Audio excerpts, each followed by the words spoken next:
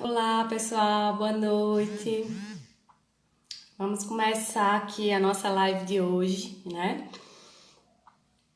Tô com muita expectativa para hoje. Inclusive, eu recebi muitas mensagens positivas hoje de pessoas querendo participar da live, de pessoas querendo estar com a gente hoje. Eu trouxe um convidado super especial para estar conversando com a gente hoje, que é o pastor Kleber, do Ministério Cristo Vive de São Paulo. A gente vai ter um tempinho aí precioso para falar sobre ansiedade, depressão, como ele enfrentou isso, já que tantas pessoas elas têm preconceito ainda e tem um estigma muito grande de vir procurar um psicólogo para fazer tratamento, né? Então, ninguém melhor do que uma pessoa que já passou, um pastor que já passou por esse processo, para trazer para a gente essa realidade, né? E dizer como foi que venceu, explicar que a psicologia nada tem conflito com a questão da espiritualidade, a gente é sempre neutro. E eu vou convidar ele para que a gente possa aproveitar o máximo de tempo com ele, porque ele vai trazer essa experiência que ele vivenciou com a ansiedade. Deixa eu ver se ele já está aqui disponível. Vou pesquisar ele aqui para que a gente possa, como eu disse, depois ter um tempinho, né, de perguntas.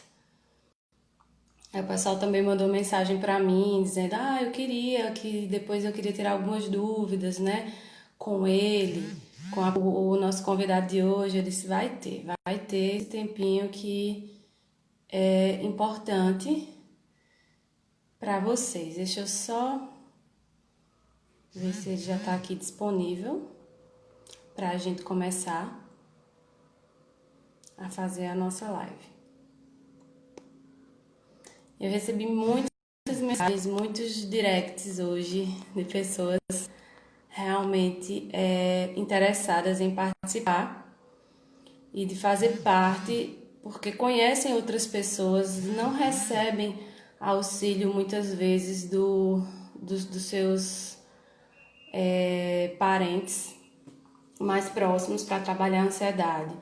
Outros não buscam ajuda porque espiritualizam a ansiedade e a depressão, né? E acabam tendo vergonha muitas vezes de eu tive a necessidade, eu não conheço o pastor Kleber, eu vi um vídeo dele no YouTube e achei super interessante, né? A forma como ele abordou, né, a questão da ansiedade.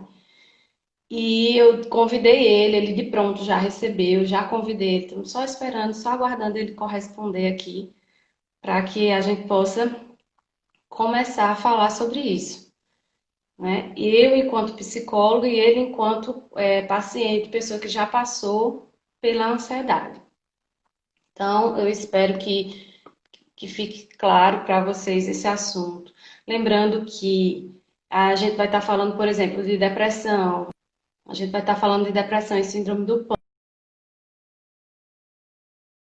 pânico. E aí, sempre é importante lembrar que você pode ter um episódio de ansiedade, tá? Onde você, por exemplo, vai para um casamento, ou você vai receber uma visita. Então, você pode ter um episódio de ansiedade e você pode ter um quadro de ansiedade, né? Que é o transtorno de pânico ou um quadro de depressão, quando isso começa a afetar a sua rotina. Então, é importante a gente também fazer essa diferenciação para que você possa entender que existem dois momentos, né? Como eu disse, se aquela ansiedade, aquela depressão, aquela tristeza já está por um longo tempo fazendo parte da sua vida, né? E você sente que aquilo está atrapalhando a sua rotina, então você tem que buscar ajuda realmente, né? Olá! Olá, boa noite. Boa noite a Boa todos. noite, pastor. Tudo bem? Graças a Deus, tudo bem. Em perfeita vitória. Que bom, é uma alegria muito grande ter você participando desse momentinho conosco, né? E principalmente porque, assim, como eu estava dizendo, explicando para o pessoal, não lhe conheço pessoalmente, mas eu vi o seu testemunho no YouTube e, assim, tocou muito meu coração, porque eu já atendo pacientes que dizem que não buscaram ajuda antes por esse motivo, pelo motivo de ter vergonha e preconceito. Então, quem melhor do que um pastor, um líder, né, para explicar como foi esse momento. Quero desde pronto agradecer, porque você foi super disponível. Quando eu falei, na mesma hora você, não, posso fazer. Então, é muito importante que você esteja aqui explicando. Como a gente não conhece, eu queria que o senhor se apresentasse, falasse um pouquinho sobre quem é você, sobre o seu ministério, e em seguida explicasse a sua experiência com a síndrome do pânico e a depressão, para que a gente pudesse depois ter um tempinho para o pessoal fazer pergunta. Bom, meu nome é Kleber, eu sou pastor aqui em São Paulo, na Igreja Evangélica Cristo Vive. Né? A nossa sede internacional fica no Rio de Janeiro, nós temos a igreja aqui de São Paulo e outras tantas espalhadas pelo Brasil aí. Eu sou pastor desse ministério, um dos pastores, né? O líder da igreja é o titular da igreja, é o Bispo Rai, junto com a Bispa Solange e toda a sua família, né? Eu sou casado com a Lucy, muito bem casado, sou muito feliz no meu casamento, tenho um casamento excelente. Uma pessoa super tranquila, normal, como todo mundo, e eu conheci Jesus em 99, então 20 anos de igreja, desde sempre trabalhando na igreja, sempre envolvido em todas as áreas da igreja, né? Dentro do ministério que eu atuo hoje, eu sou um dos responsáveis por gestão da mudança. A gente está passando por uma grande transformação no nosso ministério, né? Uma renovação, a gente tanto de processos dentro da igreja, né? A igreja cresceu muito. Então, quando eu cheguei na igreja, era uma igreja pequena, ela se tornou uma igreja gigante e a gente está profissionalizando tudo. Então, desde a parte de áudio, som, a todos os processos. Acabamos de criar uma diretoria de aconselhamento justamente para tratar desse tipo de coisas, desse tipo de Uau, que assunto, né? interessante, muito Então, bom. eu acabei de fazer um curso de aconselhamento também. Então, a diretoria de aconselhamento, que nós chamamos, é uma diretoria que tem uma pessoa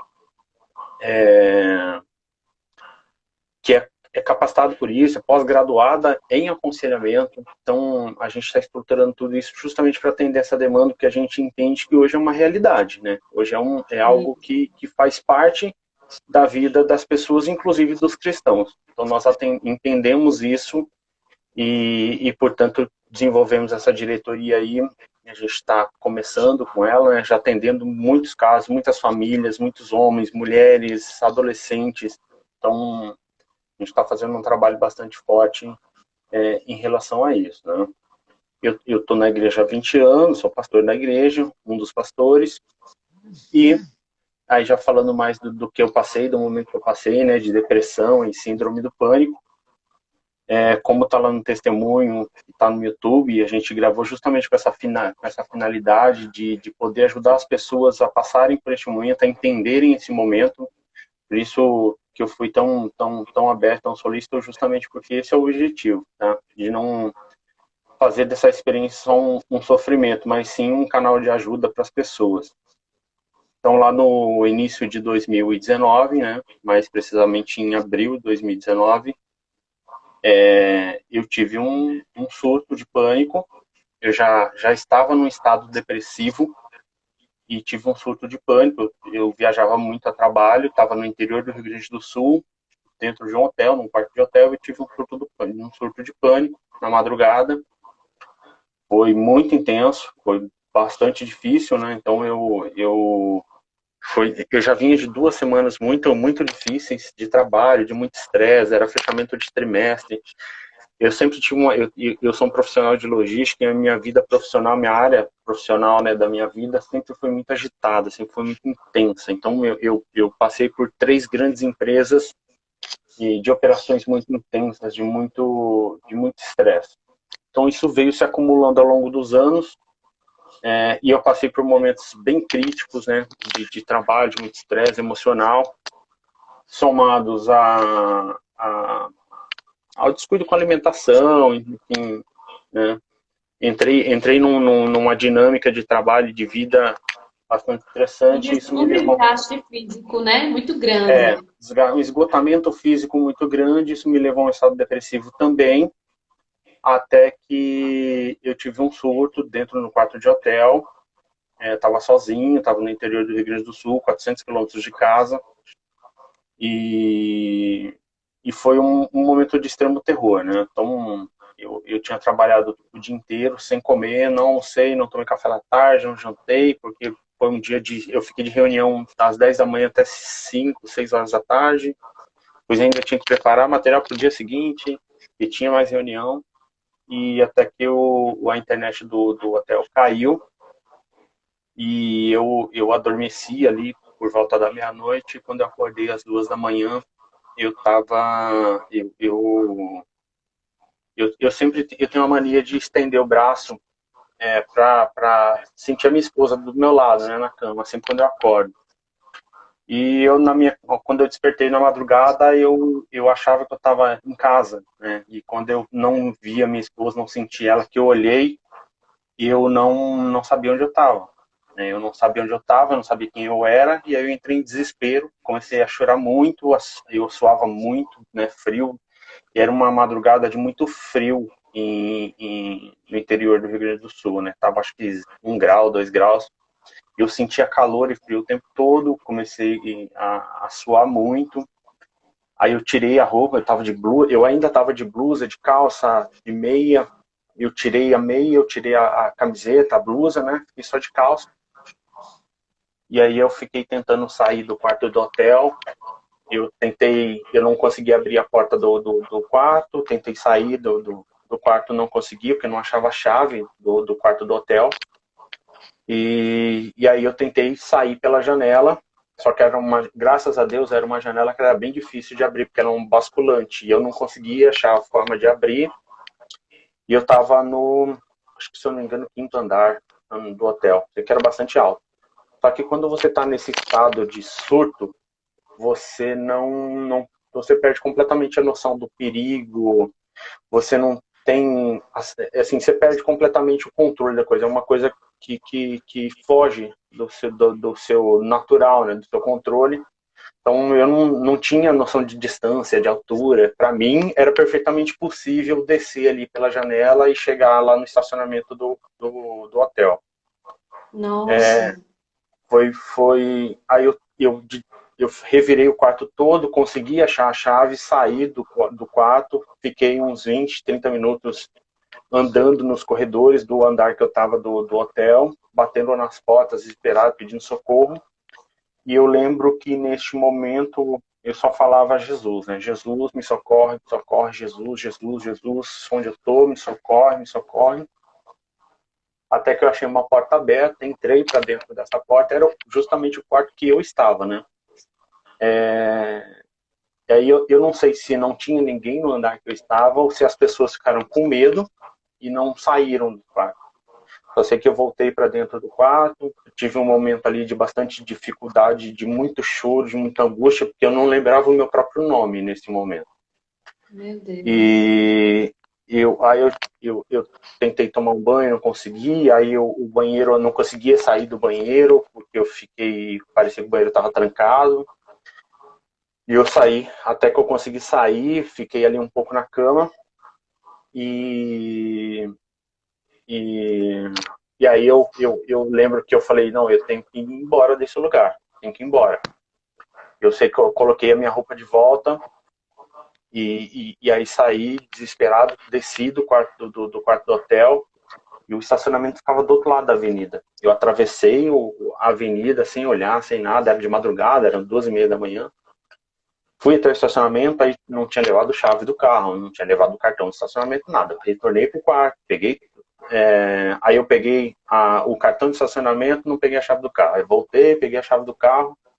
Nessa, o recepcionista do hotel já estava em pé na porta, né? Porque ele achou muito estranho a movimentação. Ele perguntou se estava tudo bem, eu falei que estava só com emergência, que eu precisava ir embora, né? Peguei o carro, fiquei rodando na cidade lá que eu estava até umas 5 da manhã, 5:30 da manhã, fiquei rodando dentro da cidade, tentando achar a saída da cidade. Depois que passou tudo, eu vi no meu GPS que eu tinha ido em 14 endereços diferentes. Dos 14 endereços, 12 eram endereços de banco. Por quê? Não tenho a mínima ideia. Não sei. Eu sei que eu fui na rodoviária e fui um monte de endereço de banco, de caixa eletrônico, porque eu não sei o motivo que eu fiz isso, né?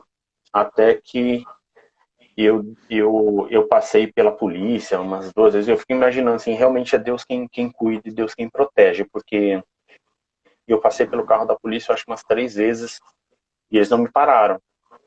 E eu tava com o vidro aberto, só de camiseta dentro do carro, e tava muito frio, era uma madrugada bem gelada, e eles não me pararam. Então, eu fico imaginando que se eles tivessem me parado, no mínimo, em achar que eu tava drogado, ou qualquer coisa desse tipo, ia ficar bem complicada a situação, né, de explicar. Mesmo porque eu não saberia explicar o que aconteceu. Eu sei que quando foi próximo das 5:30 da manhã, eu consegui achar o hotel de volta. Aí eu parei o carro atravessado no meio da rua, com porta aberta, vidro aberto, subi correndo no apartamento, juntei tudo. E aí desci, fiz o check-in. Eu ia sair sem fazer check-in, aí o rapaz da recepção me parou, perguntou o que estava acontecendo. Eu falei que estava embora, estava com emergência. Aí ele me incentivou a fazer o check-in do hotel, então.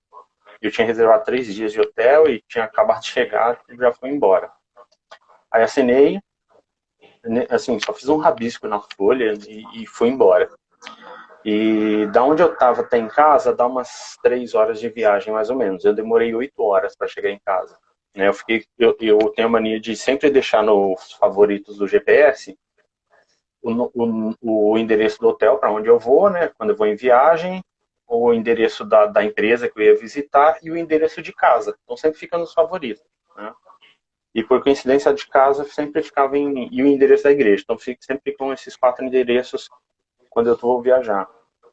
E por coincidência, o de casa era sempre o primeiro, né? Então, na hora que eu liguei o GPS, ele já pediu assim, ó, deseja ir para tal endereço e me deu o endereço de casa.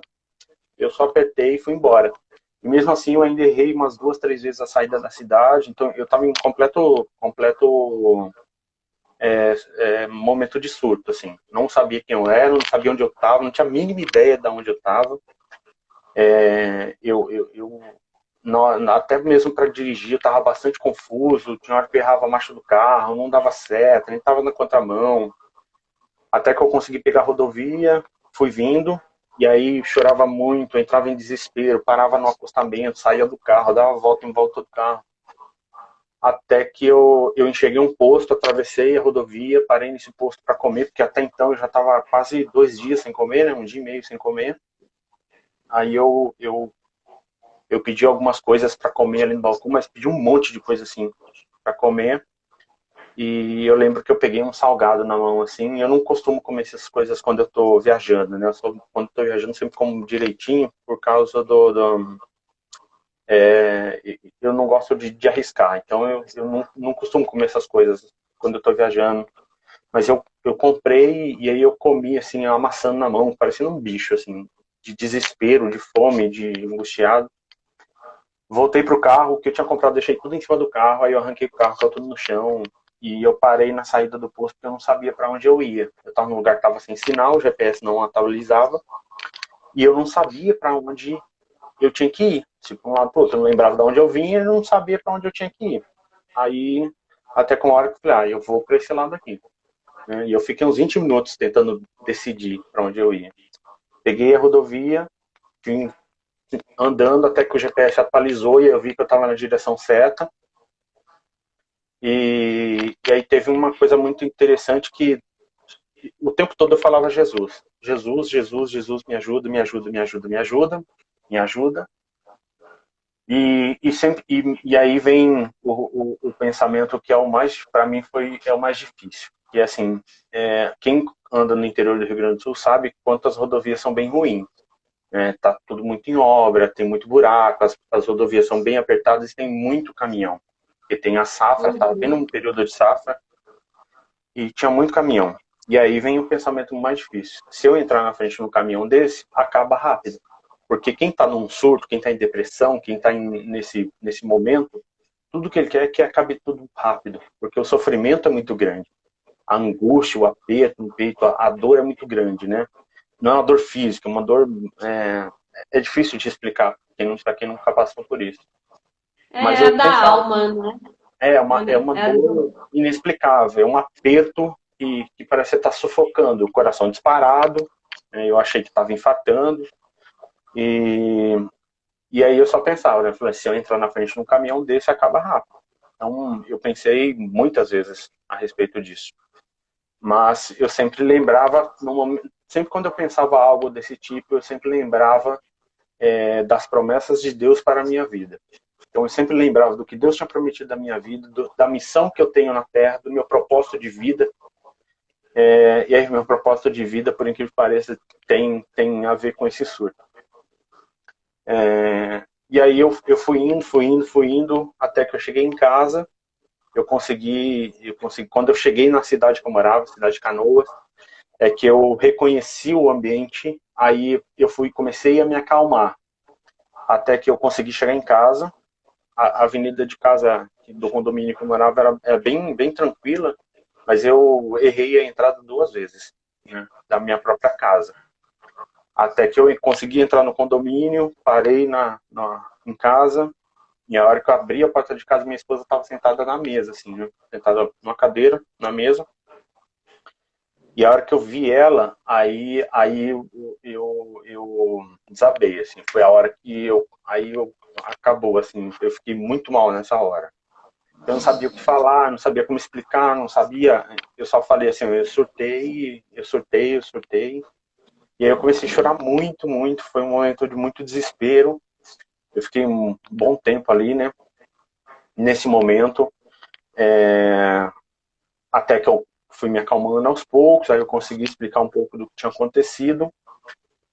E a partir desse momento, eu fiquei 3 dias em reclusão absoluta.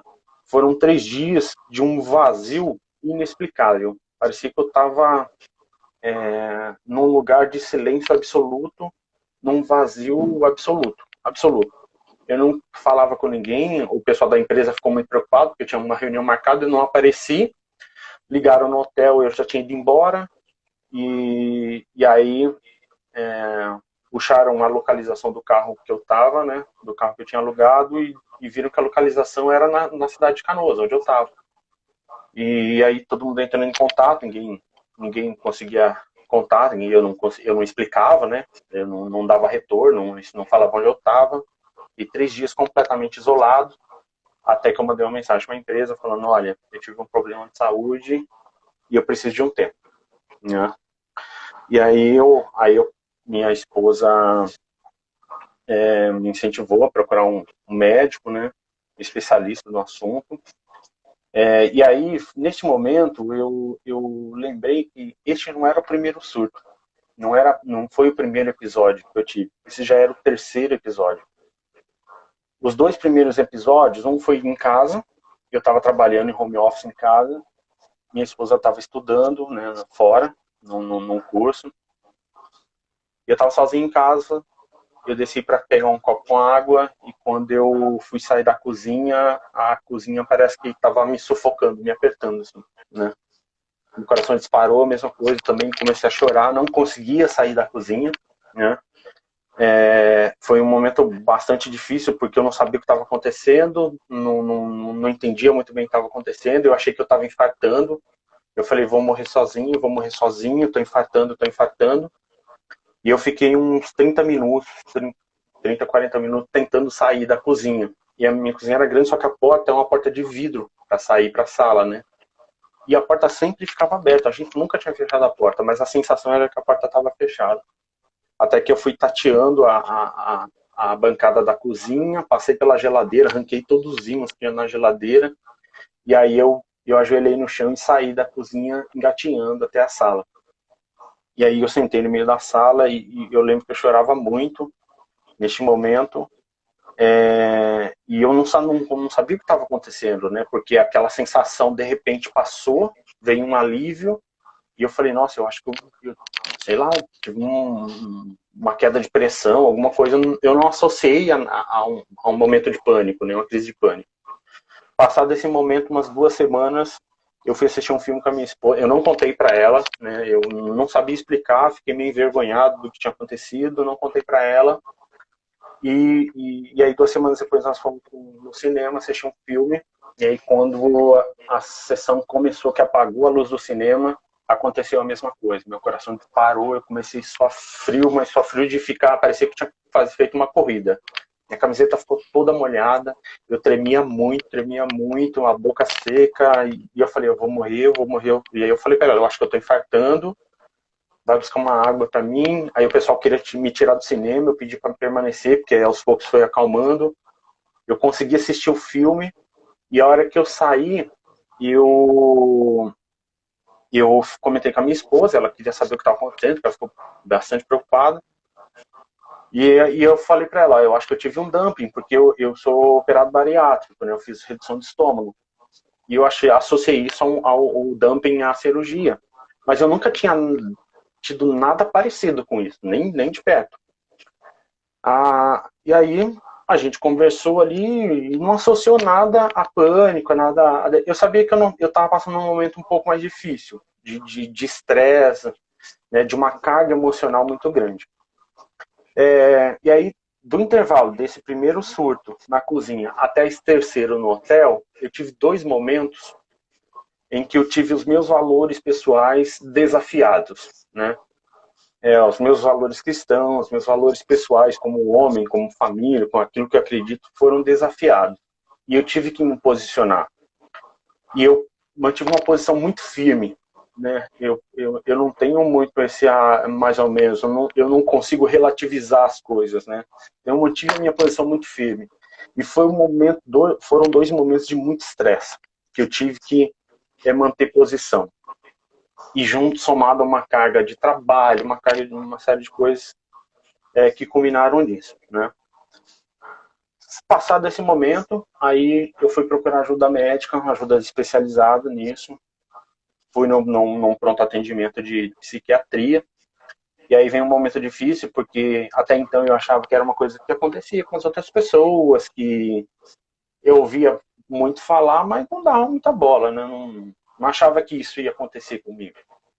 E aí a gente sempre tem aquela, poxa, mas eu vou num psiquiatra, né? Você vai no dentista, vai em qualquer outro médico, na boa, mas quando você fala que psiquiatra ainda tem uma coisa que parece que pesa, assim, né? Mas fui medicado, e aí já fui afastado do trabalho, depois, e o próprio médico falou, olha, procura um tratamento regular, né?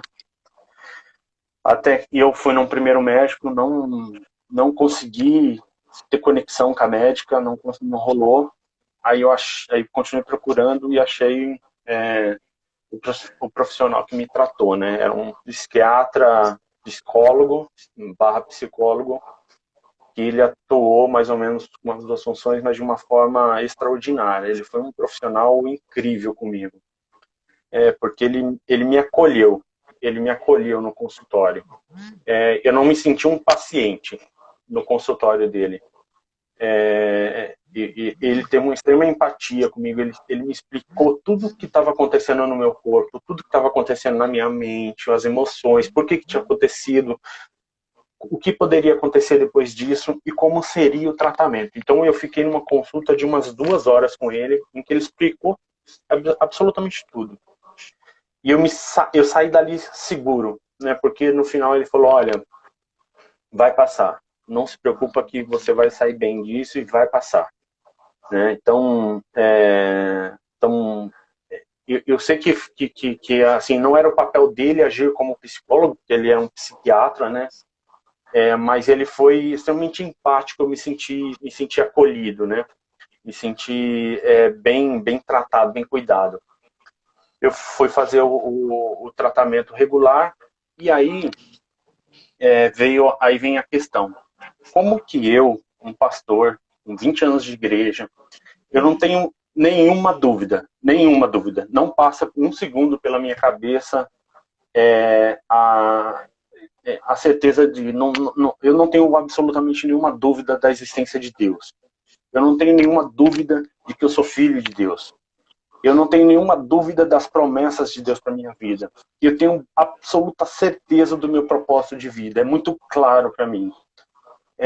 Eu sou muito engajado com as coisas de Deus. Eu vivo isso, é minha vida. Né? Se eu pudesse, eu faria como o rei Davi colocou no Salmo lá, né? Eu buscaria morar na casa do Senhor para contemplar a beleza de Deus e para poder meditar na sua palavra todos os dias, o dia todo. Então, eu vivo para isso. Se tem uma coisa que me faz feliz é quando eu estou fazendo algo para Deus. A minha vida, aliás, durante todos os dias, todo o tempo todo, é para o Senhor. E aí, como explicar uma coisa dessa? Como eu, um pastor, conhecedor da palavra, eu estudo muito, eu estou o tempo todo falando de Deus, escutando louvor, estudando a palavra, como que isso poderia ter acontecido comigo, né? Foi falta de fé? Foi pecado? Foi algo errado? Foi Deus que está me castigando? Deus que está me colocando em disciplina, né? Tudo isso vem na sua mente. E aí eu percebi que eu não podia colocar isso na conta de Deus. Deus não tinha culpa nenhuma disso, né? Eu não podia, porque assim, Deus não podia ser responsável pela vida estressante, pela profissão que eu escolhi, pela vida estressante, pela carga excessiva de trabalho, pela carga excessiva de preocupação com os resultados, com a má alimentação, né, com dormir tarde, acordar muito cedo. Então, isso não podia ir para conta do Senhor, né? Principalmente depois que eu conversei bastante com um psiquiatra e tudo mais, e ele me explicou que um dos motivos de eu ter tido surto é que o meu corpo perdeu a habilidade de lidar com a adrenalina. Então, a gente é feito para viver de picos de adrenalina. Quando você pratica um esporte, quando você assiste um filme emocionante, quando você assiste um show, quando você passa por uma emoção, seu corpo dá um pico de adrenalina. Eu comecei a viver muito no pico. Então eu vivi uma constância no pico de adrenalina, seja no trabalho, seja na minha vida do pessoal, na igreja, tudo. Eu vivia no pico da emoção. Eu entrei numa onda e fiquei muito tempo no pico até que meu corpo não suportou e transbordou. E aí meu corpo, quimicamente, perdeu a habilidade de lidar com picos de adrenalina. Então, toda vez que eu tinha um pico, né, eu transbordava e aí veio surto de pânico e depressão e tudo mais. Mas, voltando à questão espiritual, e aí como que eu ia compartilhar isso com essas pessoas, com as pessoas, né? Porque até então, eu só tinha compartilhado com a minha esposa. Ninguém mais sabia. Aí eu pedi que o Senhor me desse um momento, ou me desse uma forma de contar isso para as pessoas, porque eu precisava entender espiritualmente o que estava acontecendo também. E aí Deus preparou um momento para eu contar para as pessoas de confiança, para os meus pastores, para os meus líderes, para os meus amigos. E numa reunião que nós estávamos fazendo sobre outro assunto, acabou surgindo uma brecha. E eu falei, se vocês querem um exemplo, eu tenho um exemplo para contar. E contei o testemunho, contei o que tinha acontecido comigo. O que aconteceu depois disso foi algo extraordinário. Porque a gente imagina... Na fala, né? A gente imagina que conhece as pessoas. Mas quando você passa por isso, você vê um lado das pessoas que você nunca imagina, né? Aliás, você imagina, mas não tem a dimensão disso. Então eu sempre tive os meus líderes, os meus pastores, como pessoas incríveis. Eles são pessoas maravilhosas, né? Me ensinaram tudo que eu sei sobre a palavra. Depois que meu pai faleceu, meu bispo, ele é como se fosse um pai. A minha bispa é como se fosse uma mãe.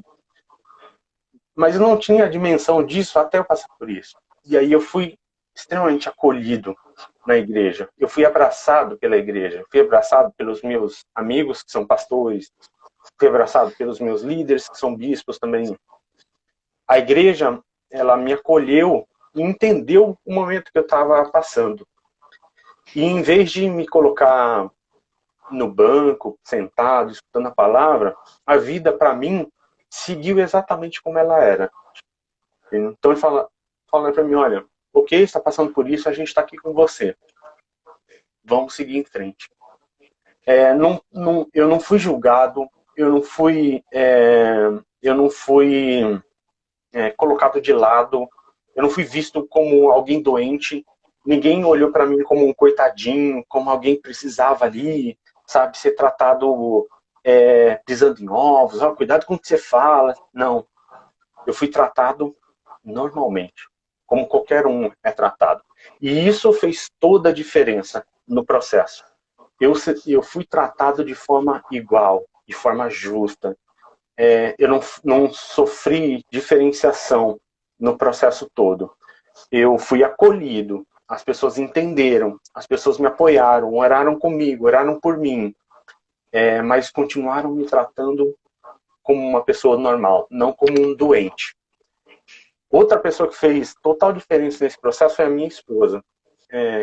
Minha esposa é uma pessoa incrível. Para mim, é uma das pessoas mais incríveis que eu conheço na face da Terra.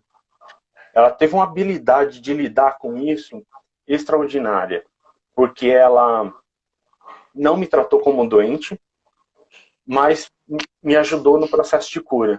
Ela não passou a mão na minha cabeça de me tratar como um coitadinho, ao mesmo tempo ela não forçou a barra, ao mesmo tempo ela respeitou o momento, ela deixou eu livre para passar por esse momento, e eu sabia que todo o tempo todo ela estava do meu lado. Então, quando eu parava, às vezes, para pensar, porque isso não sai da sua cabeça assim, né? Eu me sentia apoiado, eu sabia que eu tinha toda uma estrutura ao meu redor, da minha família, da minha igreja, e principalmente de Deus.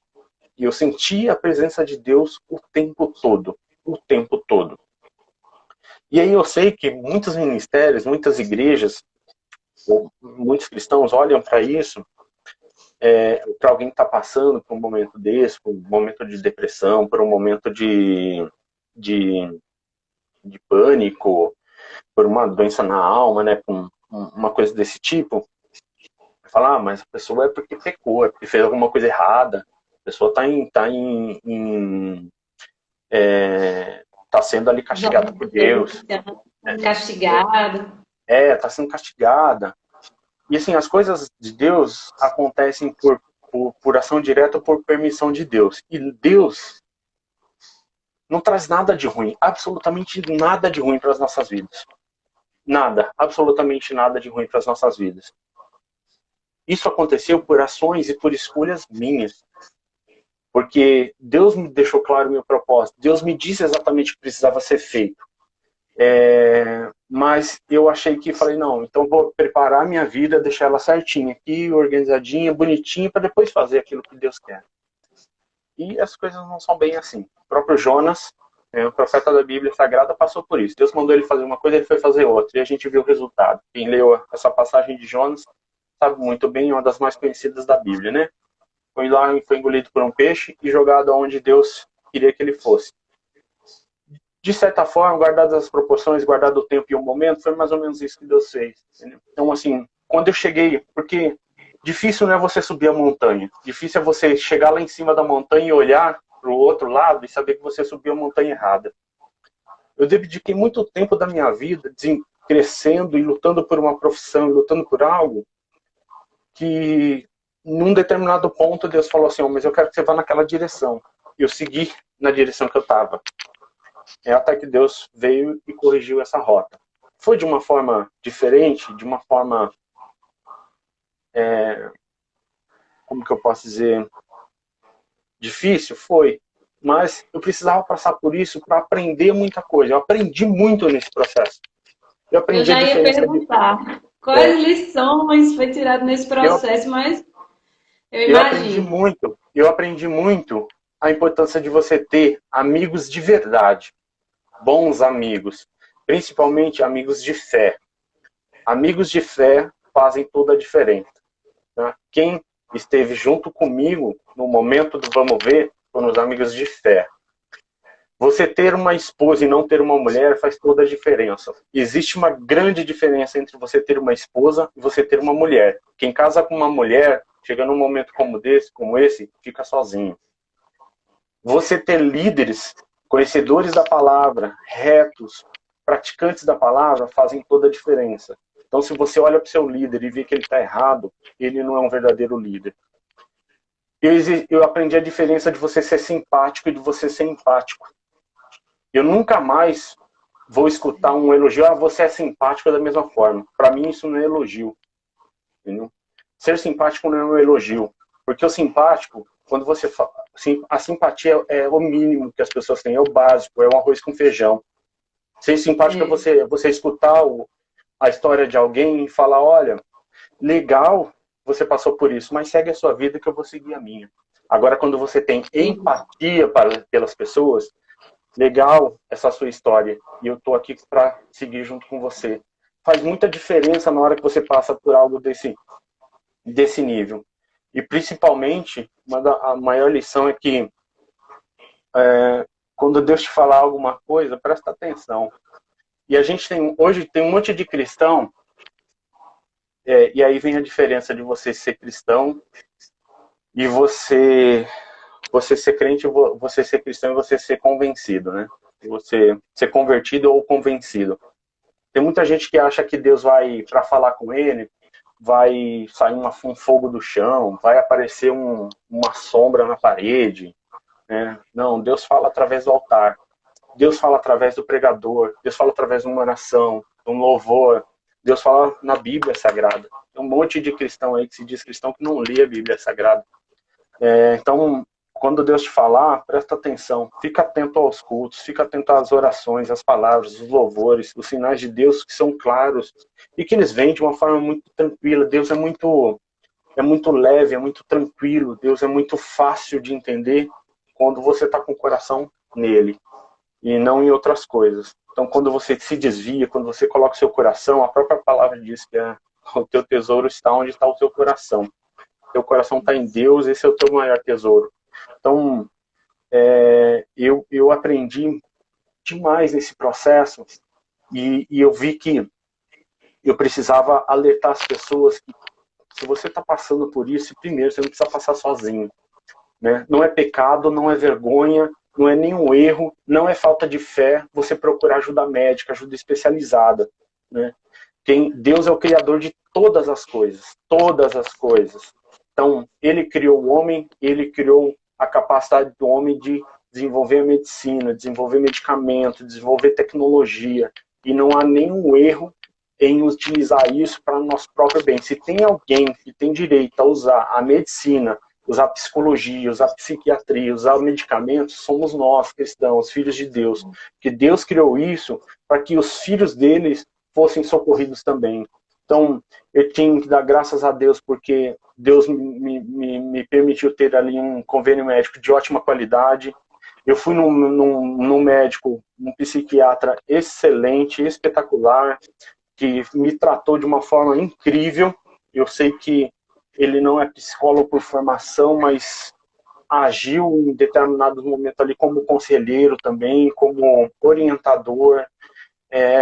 Então foi incrível, o processo todo foi incrível. E aí quando eu fui tratar, isso para tratar o meu corpo físico, né, a minha mente, meu corpo físico. E o espiritual foi extraordinário porque a igreja me abraçou, os meus líderes me abraçaram, os meus amigos, a minha esposa.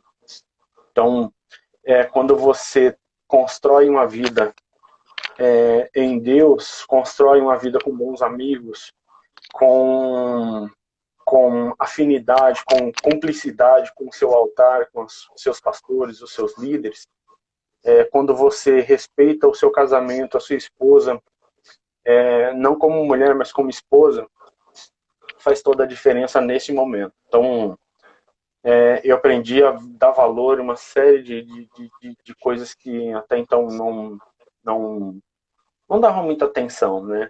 E a vida ganhou um novo sentido para mim.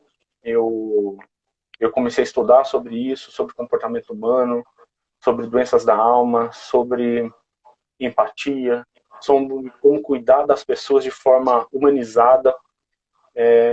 E eu já vinha com um desejo muito grande de redirecionar a minha carreira, de sair dessa loucura corporativa e de alguma forma poder usar isso para tudo que eu passei para ajudar as pessoas. Então eu comecei a fazer palestras sobre isso, comecei a dar treinamento sobre isso, tenho redirecionado a minha carreira para que eu possa continuar me desenvolvendo profissionalmente, mas também ajudando pessoas de forma humanizada, pessoas que precisam desse tipo de ajuda, para que elas não sofram, não precisem passar pelo que eu passei, né?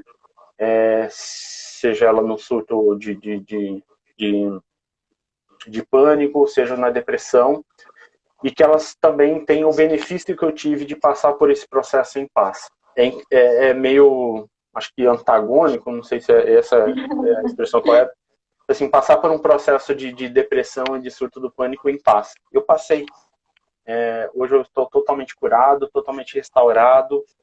É uma coisa que nunca vai embora da sua mente. Assim, quem passa por um momento desse de depressão, isso nunca vai embora da sua vida. Assim, sempre parece que fica um negocinho lá dentro da sua cabeça dizendo, olha, toma cuidado com isso. Só que você aprende a lidar. Você aprende a criar as barreiras, a criar o freio disso. Você aprende a lidar com tudo isso que acontece na sua vida, e principalmente se você tem Deus, ele é o socorro, né? Na hora do aperto, ele é o refrigério para a alma, ele é o refrigério para o corpo e principalmente para o espírito, né? Então, eu aprendi a lidar com isso, sigo em frente, vida normal, trabalhando e me dedicando na casa do Senhor. Eu trabalho hoje mais na casa de Deus do que estava antes, mas é extremamente prazeroso, eu faço isso com muito amor, com muito carinho. É a minha vida, como eu disse, é a minha vida. Se eu pudesse, eu faria só isso. Então, fica o aprendizado aí de vida. Pastor, o senhor conseguiu resumir todas as perguntas que eu ia lhe fazer. Foi assim, deixa eu ser só porta-voz para as pessoas para facilitar o caminho. Então, o Uhum, senhor começou falando de um desgaste físico que aconteceu, que é muito interessante porque a maioria dos pacientes que vêm para mim para fazer atendimento, eles vêm já passando por isso. Estão passando por um desgaste físico no trabalho, é muita pressão. Muitas mulheres hoje em dia também, por exemplo, a mulher ela ganhou muita ascensão em termos de direitos, mas ela continuou fazendo as mesmas atividades que ela já fazia antes. Ou seja, as atividades domésticas isso não mudou, então só somou.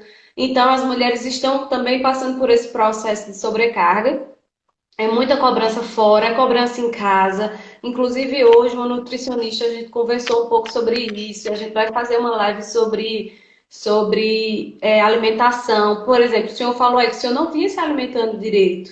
sim, Então, é verdade. somou o sono, por exemplo, as noites bem dormidas, elas fazem todo sentido para essa diminuição da ansiedade e para regular também o nosso organismo, a nossa química do nosso cérebro também.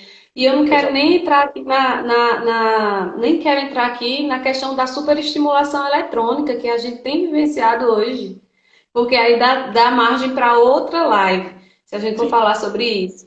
Mas, assim, então o senhor começa falando desse desgaste físico, né, que não foi cuidado. Aí eu achei interessante o senhor fazer essa diferenciação e dizer assim, não, isso não é culpa de Deus, isso é culpa do estilo de vida que eu vinha levando, né? Sim. E achava que isso não era importante, cuidar e tal. E também o ponto principal, assim, da nossa live é isso, é que você buscou também ajuda na medicina. Eu acredito que nós somos um espírito, temos uma alma e habitamos em um corpo.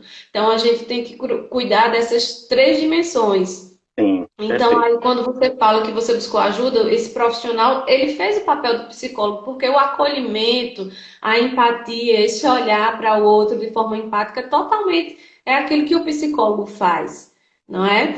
Então, Isso. ele lhe ajudou, e também uma coisa importante foi que ele fez você compreender o que estava acontecendo com você, porque esse processo exige muito autoconhecimento. E aí é onde vem essa questão. Você passou pelo tratamento medicamentoso que vem da ciência e isso não Sim. conflitou em nenhum momento com a sua fé. Sim. Porque eu atendo vários pacientes que chegam e assim já estão com depressões há anos.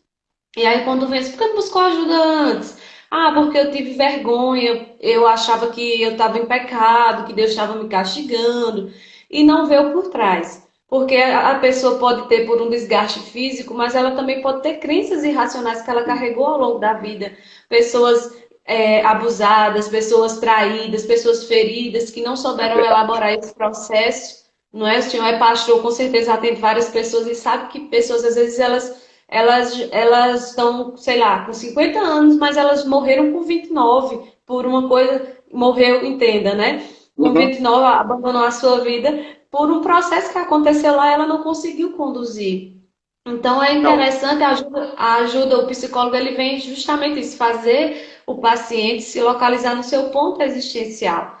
E a outra dimensão que você falou, a questão da fé, já é comprovado que pessoas que elas têm a sua fé avivada, que trabalha esse seu lado espiritual, elas conseguem passar não só por transtornos psíquicos, mas até por questões de câncer, esses processos eles conseguem passar, como você disse, passei em paz, não é? sim. Isso É, faz total sentido quando você tem, escuta, mas esse tabu precisa ser quebrado. Então é sim. importante que as igrejas, a ideia de chamar um líder como o senhor para fazer uma live, é que isso você falou aí uma coisa interessante. A sua igreja está fazendo um trabalho agora de aconselhamento, preparando pessoas, porque não tem como fugir dessa realidade. Tem. Não, e tem dois pontos aí. Primeiro, que a gente, quando a gente fala de, eu tô resfriado, eu tenho uma dor de dente, tenho uma dor no ouvido, agora que a gente está vivendo a pandemia, o Covid aí, né? Ah, mas a pessoa sente um sintoma, alguma coisa, já corre para o médico para fazer o tratamento. Só que quando a gente fala de tratamento da nossa mente, cria uma barreira, parece que aí não. Então, assim, o crente ele pode ir para o médico para tratar um resfriado, para tratar uma dor de coluna, alguma coisa, dor muscular, mas para tratar da cabeça, aí não pode, porque aí parece que não serve, porque é falta de fé ou qualquer coisa. Então a gente precisa quebrar essa barreira e entender que isso foi criado por Deus também, e também é um benefício que nós temos.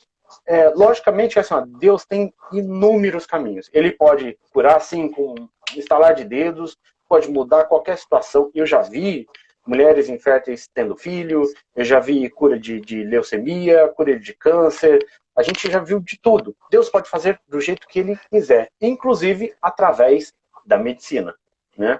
E outra coisa é o fato de, quando você é cristão e tem certeza daquilo que você o fato de você buscar ajuda médica, você entende que isso não vai mudar quem você é. Então, isso faz, para mim, é muito claro quando você entende quem você é na vida. Entendeu?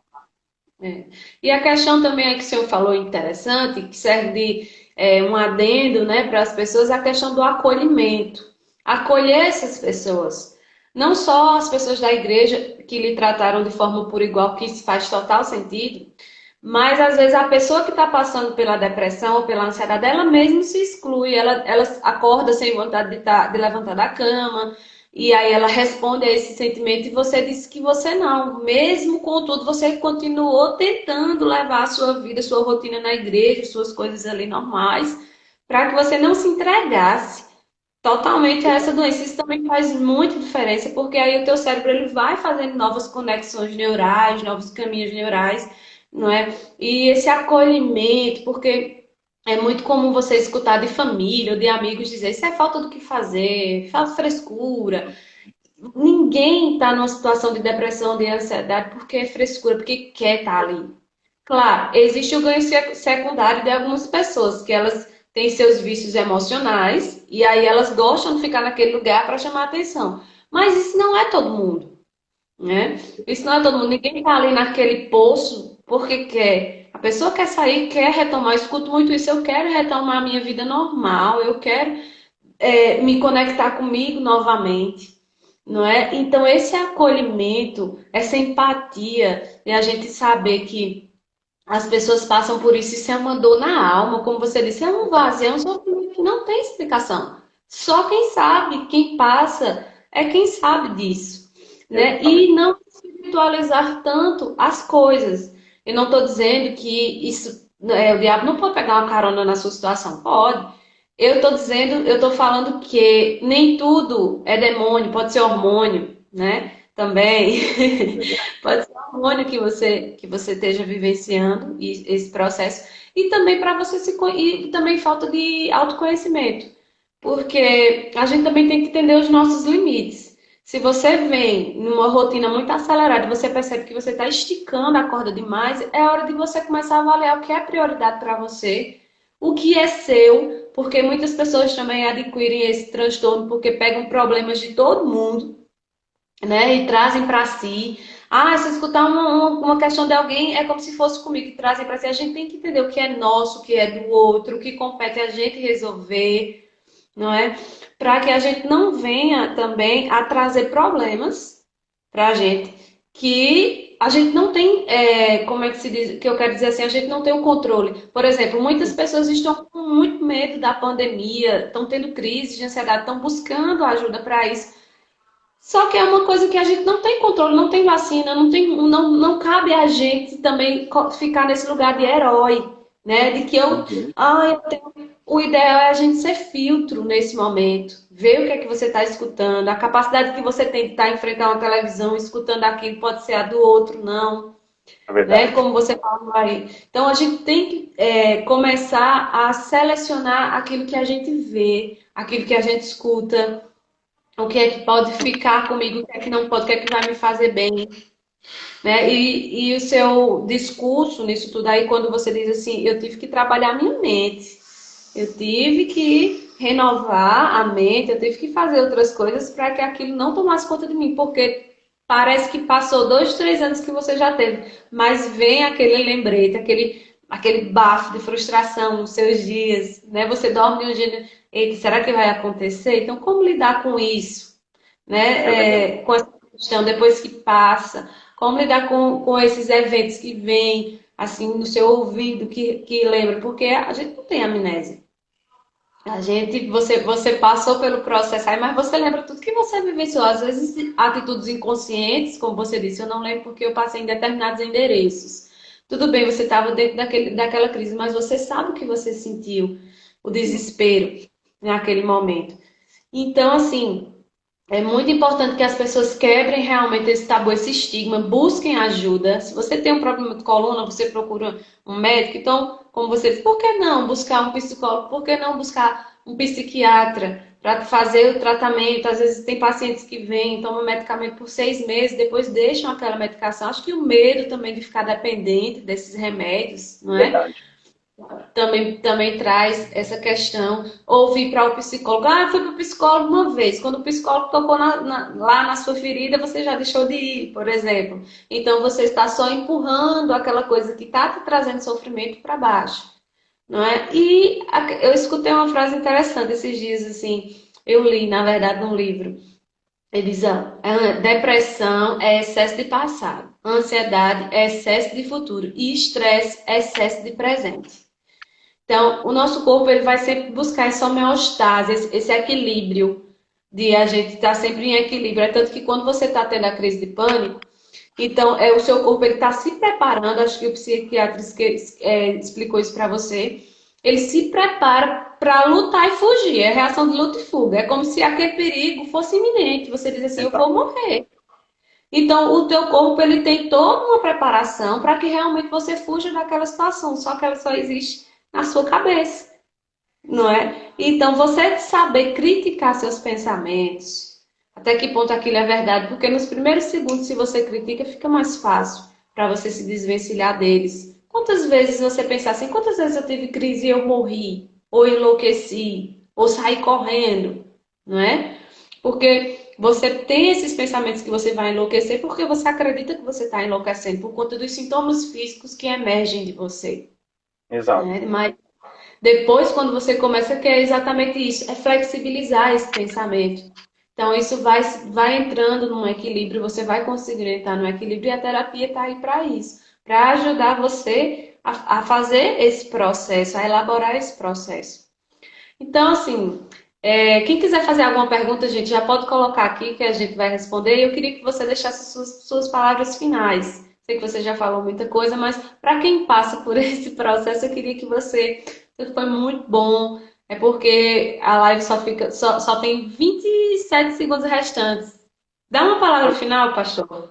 Só para as pessoas não passarem por isso sozinhas. Se você conhece alguém que está passando por isso, ou se você está passando por isso, indica um profissional, não tem que ter vergonha, isso não tem que ter medo disso, e principalmente, busquem em Deus o refrigério para a alma,